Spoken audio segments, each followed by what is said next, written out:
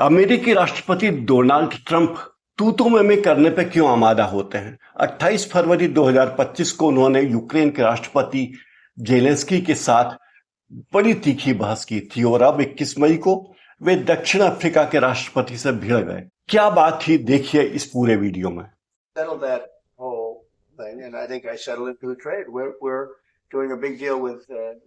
India, we're doing a big deal with Pakistan, and I said, "What are you guys doing?"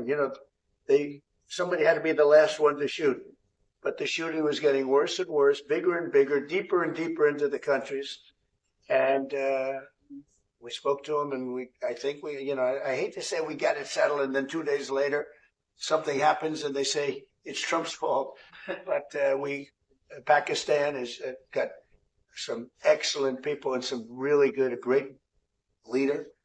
And India is my friend, Modi. And he's a mutual friend. Yeah, he's a great guy. And I called them both, and we just did something good.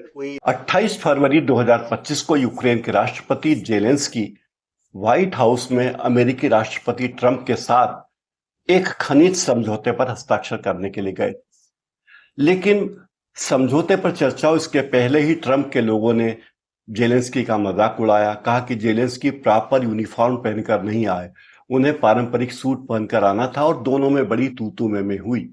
लोग कहते हैं कि उस तू में का कारण कुछ और था, दिखाने के लिए भली कोई और बात हो, लेकिन असल बात कुछ और ही थी। डोनाल्ड ट्रंप दक्षिण अफ्रीका के राष्ट्रपति से भिड़ गए।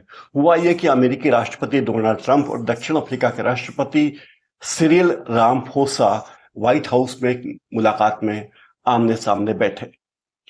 ट्रंप ने आरोप लगाया कि दक्षिण अफ्रीका में श्वेत किसानों का यानी गोरे किसानों का नरसंहार हो रहा है और ट्रंप ने एक के बाद एक कुछ तस्वीरें, कुछ वीडियो क्लिप शेयर करना शुरू की। ट्रंप का तरीका बहुत आक्रामक था और उन्होंने कहा कि दक्षिण अफ्रीका क्षेत्र में जितने गोरे किसान हैं उन पर हमले हो रहे हैं, उनकी हत्याएं हो रही है और वहां की सरकार कुछ कर नहीं रही है। दक्षिण अफ्रीका के विपक्षी नेता जूलियस रामेसा ने कई सारे भड़काऊ बयान भी दिए थे और अफ्रीका में श्वेत किसानों और अश्वेत किसानों के बीच संघर्ष की स्थिति है। गोरे किसानों के साथ अच्छा व्यवहार नहीं हो रहा है, गोरे किसानों के साथ भेदभाव हो रहा है। ट्रंप ने कहा कि यह नस्लवाद है और यह रंग भेद को जोड़ने की दक्षिण अफ्रीका की नीति है, जिसके कारण गोरे किसान अपनी सुरक्षा में नाकाम हैं। रामाफोसा जो दक्षिण अफ्रीका के राष्ट्रपति हैं, उन्होंने कहा ट्रंप से कि ऐसा कुछ भी नहीं है, ये अपराधों की दुनिया की कहानी है। अपराधी हर वर्ग में होते हैं, गोरों में भी हैं, कालों में भी हैं। ऐसा नहीं कि काले अपराधियों का हम बचाव कर रहे हैं। हमने एक किसान कानून जरूर बनाया है, उस किसान कानून के कारण दक्षिण अफ्रीका में कुछ लोग नाराज हैं और उनकी नाराजगी को लेकर बहुत सारे आंदोलन हो रहे हैं। दक्षिण अफ्रीका के राष्ट्रपति से ट्रंप की मुलाकात दोस्ताना संबंधों को बढ़ाने के लिए हुई थी, व्यापार बढ़ाने के लिए हुई थी, लेकिन जिस तरीके से बहस हुई और बैठक खत्म हुई, उससे रिश्ते बनने के बजाय बिगड़ते हुए ज्यादा नजर आ रहे हैं। दक्षिण अफ्रीका को अमेरिका जो सहायता देता था, अमेरिका ने कहा हम वो सहायता रोक रहे हैं। दक्षिण अफ्रीका से 50 से ज्यादा किसान भागकर अमेरिका पहुंच गए हैं और उन्होंने वहां शरण ले ली है। अमेरिका ने उनको शरण दी है। ये एक अंतर्राष्ट्रीय चर्चा और विवाद का विषय है। इसने पूरी दुनिया को अलग तरीके से विवादों में घसीट दिया है। G20 और अन्य वैश्विक मंचों पर भी ट्रंप के इस बयान का असर पड़ा है। दक्षिण अफ्रीका की G20 के सदस्य की अध्यक्षता का बहिष्कार करने की बात भी की जा रही है, जो दक्षिण अफ्रीका के वैश्विक एजेंडे को प्रभावित कर सकता है। इससे दक्षिण अफ्रीका का कारोबार प्रभावित होगा।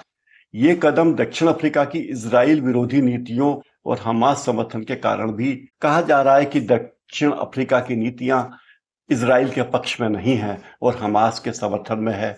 इससे भी अमेरिका नाराज है। इससे अमेरिका और दक्षिण अफ्रीका के बीच निवेश का माहौल भी खराब हुआ है। जाहिर है, जब से ट्रंप अमेरिका के दोबारा राष्ट्रपति बने, दुनिया के कई देशों के राष्ट्राध्यक्षों से उनकी तनातनी हो चुकी है। यूक्रेन के राष्ट्रपति के साथ तो उनकी तू में बहुत चर्चा में रही, लेकिन अब ये जो तू में हुई है, ये भी कम चर्चा में नहीं है। दक्षिण अफ्रीका के राष्ट्रपति रामाफोसा ने साफ साफ कहा कि अपराधी अपराधी होते हैं, उनका किसी धर्म से, किसी वर्ग से कोई नाता नहीं है, और जिस बात को ट्रंप नरसंहार कह रहे हैं वैसी भी कोई बात नहीं है। ये एक व्यापक अपराध की समस्या है और अफ्रीका की सरकार उससे निपटने में सक्षम है और हम उससे निपट रहे हैं। रामफोसा ने यह भी कहा कि हम हमारे यहाँ कुछ भूमि सुधार कानून लाए हैं, उस कानून के कारण रामफोसा सरकार की आलोचना हो रही है, लेकिन हम ये कानून बनाकर देश की सार्वजनिक संपत्ति का अधिकाधिक फायदा करना चाहते हैं। इस कानून के मुताबिक व्यवस्था ये कि अगर दक्षिण अफ्रीका की सरकार चाहे तो वो किसी की भी संपत्ति को, निजी संपत्ति हो, निजी जमीन हो, सरकारी हित में एक्वायर कर सकती है। इस मामले में बड़े पैमाने पर जमीनों की जब्तियां हुई है ताकि दक्षिण अफ्रीका का विकास हो सके। हमारा लक्ष्य किसी एक वर्ग के किसानों को निशाना बनाना नहीं है।